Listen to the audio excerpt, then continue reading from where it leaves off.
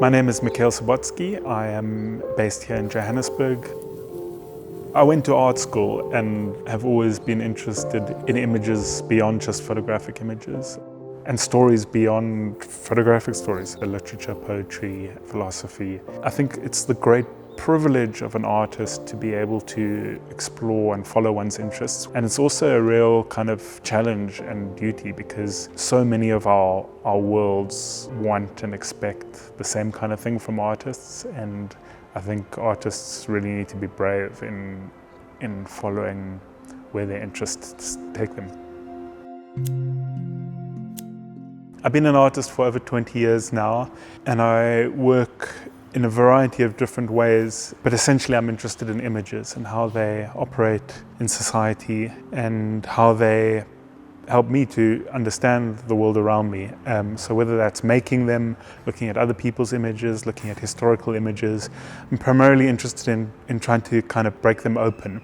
I feel that by opening up an image, taking it apart and trying to understand it, I can then kind of reassemble it in new and interesting ways that for me feel more honest and help me understand how it works on a variety of different levels, from the aesthetic and the formal to the representational and the social and the political.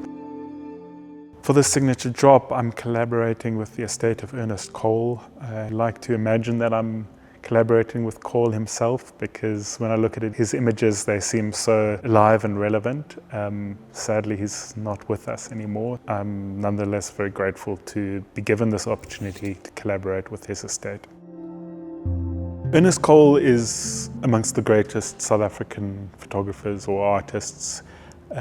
He has a massive influence on, I think, anybody who is interested in South African history and visual culture. His seminal book, House of Bondage, is made under extraordinary circumstances as a black man photographing the effects of apartheid on his and other people's lives. And it was the first book that I think was published outside of South Africa that really showed the realities of life here under apartheid, not just from a South African perspective, but from a black South African perspective. And it was, for that reason, incredibly enduring and powerful at the time, and still continues to be for a whole variety of reasons.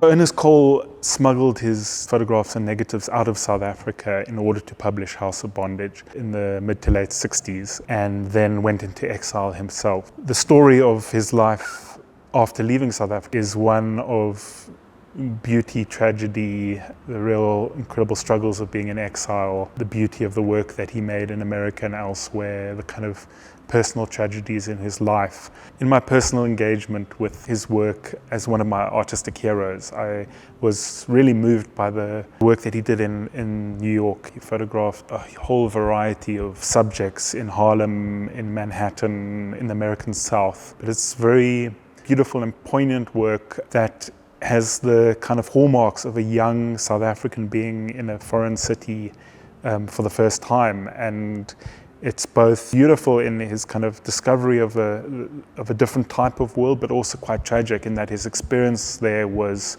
deeply inflected by American racism and in the time of the kind of civil rights protests. And I think there was a great disillusionment that in many ways life wasn't better for a black man there.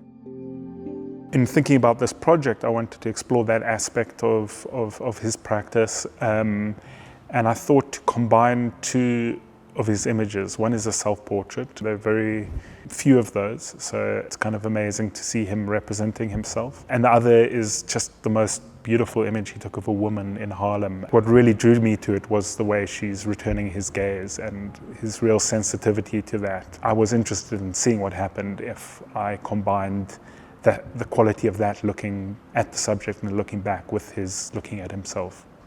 I had this moment maybe 15, 16, 17 years ago. I was sticking a work print of mine to the wall, just using a piece of sticky tape. Pulled it off the wall and I was amazed to see how the ink separated from the surface of the paper and was just this very beautiful kind of image. It was still coherent, but it had this kind of transparency. And so ever since then, I've been exploring different ways of using the process, I call it sticky tape transfer. I've used this technique to pull images apart, pretty much destroy them, reconstitute them, combine images. So for me, it's often just quite simply a technique for collage.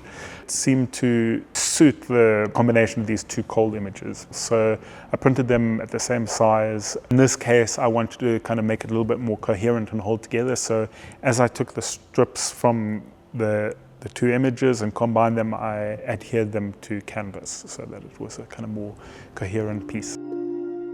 Then to take this unique work on canvas and translate it in something that would make sense in relation to the signature drop, we documented it, photographed the canvas work, and then I wanted to kind of take it back into the space of what a sticky tape transfer is, which is making an image open. I want a real tactility to my images, that the viewer feels like they're welcomed into it.